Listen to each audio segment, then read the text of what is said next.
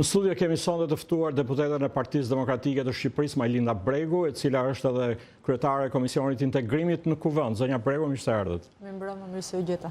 Zonja Bregu, dje Parlamenti Evropian miratoi një rezolut për Shqipërinë, ku vlerësoi përparimi bërë dhe vjej theksit e zbatimi reformës në drejtësi, me rivlerësimin e të gjithë prokurorëve dhe gjyqtarëve aktual, rezultatet konkrete në luftën kundër krimit dhe korrupsionit me hetime e ndëshkime në nivelet larta, mbajtja e zgjedhjeve të lira të ndershme në 18 qershor dhe dekriminalizimi. Ju si e vlerësoni? Në pikpamjen e ngjarjes është një rezolutë e cila ndodh çdo vit. Pra mbas publikimit të raportit Komisionit Evropian, Parlamenti Evropian bën një rezolutë në të cilën protokollare, pra nuk është një ngjarje e re.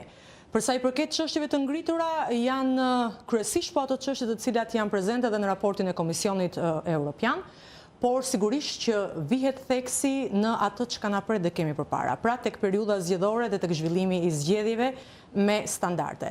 Të gjitha elementet që ju përmendët unë i shoh të lidhura tërësisht me procesin zgjedhor në Shqipëri, sepse lufta kundër krimit dhe zbatimi në frymë dhe në gërm, thuhej dhe në rezolutë, i ligjit të dekriminalizimit për shembull, është garanci dhe një nga ato garanci dhe çështje dhe kaos që opozita ngriti që në fillim, por për të zhvilluar zgjedhje të lira dhe të ndershme. Dhe ta monitorosh këtë proces do të jetë akoma më e rëndësishme për të kuptuar se sa serioz jemi ne me zbatimin e ligjit, sepse mund të ndodhë që ne i largojmë njerëzit problematik dhe të kriminalizuar nga dera, por hyn nga dritarja. Reforma në drejtësi në Shqipëri u aprovua me konsensus, por duket se ky proces po has ende në pengesa. Dhe mund përmendim së fundmi kemi patur shqetësim të shprehur nga dy ministra të LSI-s për bordin e menaxhimit të operacionit ndërkombëtar të monitorimit. Një fjalë gjatë kjo, por i gjatë do të jetë gjithë procesi. Sipas tyre është një mekanizëm jo kushtetues.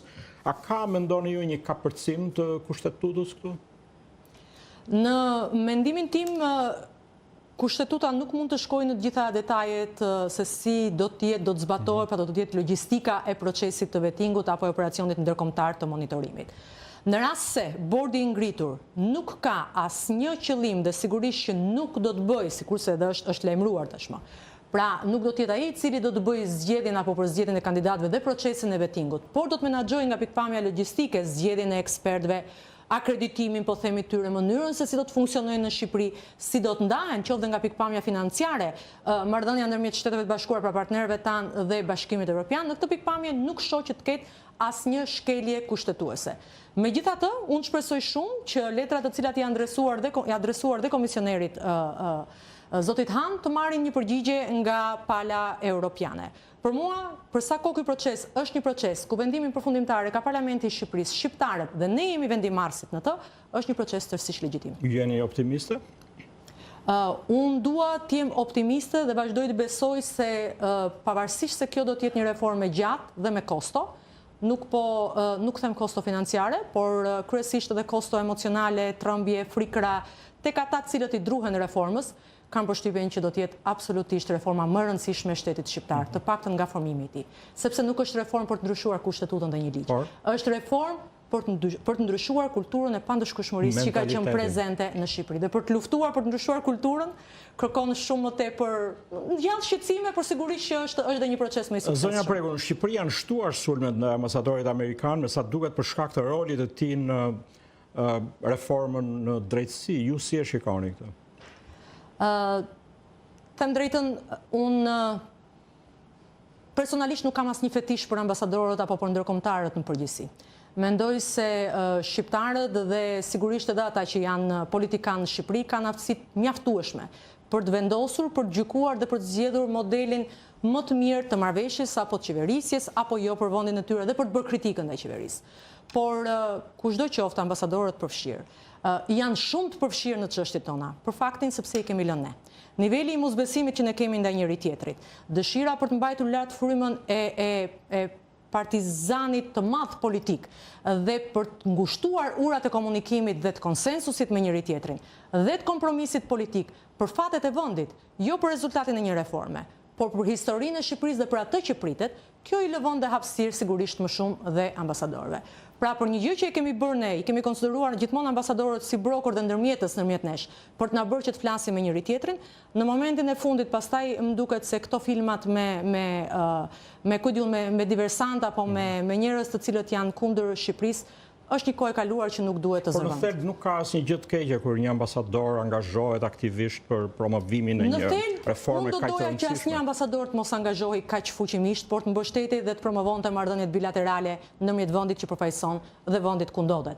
Por realiteti në Shqipëri është ky, dhe për sa kohë ka një front i cili bëhet bashkë për të bërë të zbatueshme një reformë, dhe ne nuk mund të mos i themi faleminderit as Shtetet e Bashkuara të Amerikës dhe as Bashkimit Evropian, që janë investitorët kryesor, jo vetëm financiarisht, por dhe në ekspertizë për këtë proces.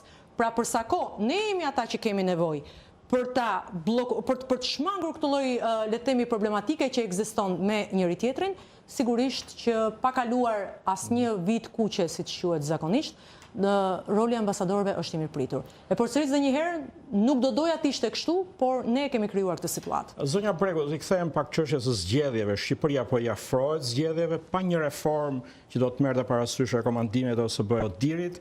Opozita ka paraqitur një kërkesë për votim dhe numërim elektronik, më duket që në muajin maj, por duket se vetëm kohët e fundit e ka rritur presionin për këtë kërkesë, ndërkohë që OSBE-ja shprehur se koha është e pamjaftueshme. Çfarë ndodh nëse kjo kërkesë e juaja nuk realizohet dhe më duket se nuk mund të realizohet?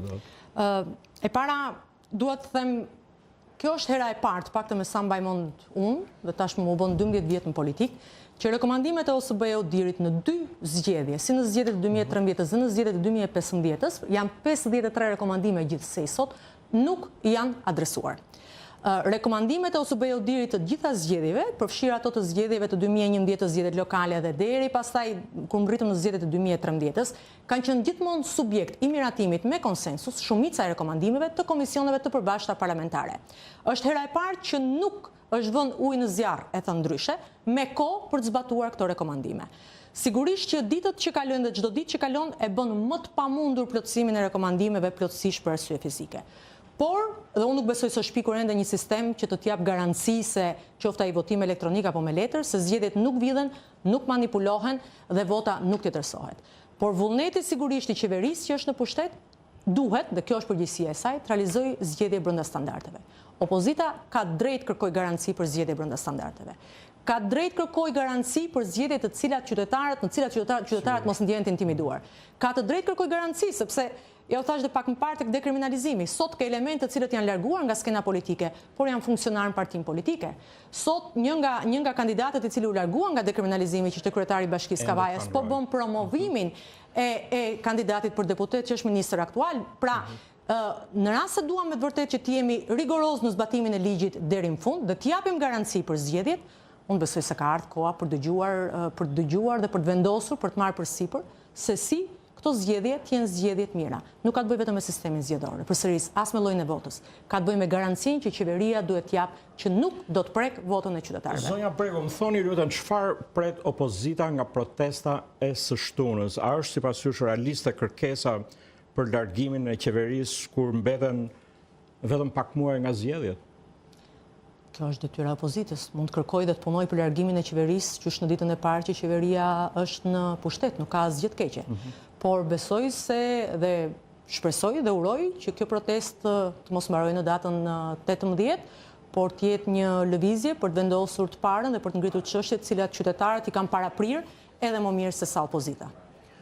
Dhe a është opozita sot me një alternativë e besueshme për të ardhur në pushtet, sepse kam mjaft analizë që besojnë se në këto 4 vite nuk ka mundur të ofrojë një imazh të ri, se nuk ka bërë një analizë të plotë të gabimeve të saj, megjithëse kanë kaluar disa vjet tashmë, në 8 vitet e saj të qeverisjes, pra, dhe më së shumti kërkon të përfitojë nga zhgënjimi që njerëzit mund të kenë ndaj shumicës aktuale, sesa të ofrojë ajo vetë një alternativë të re.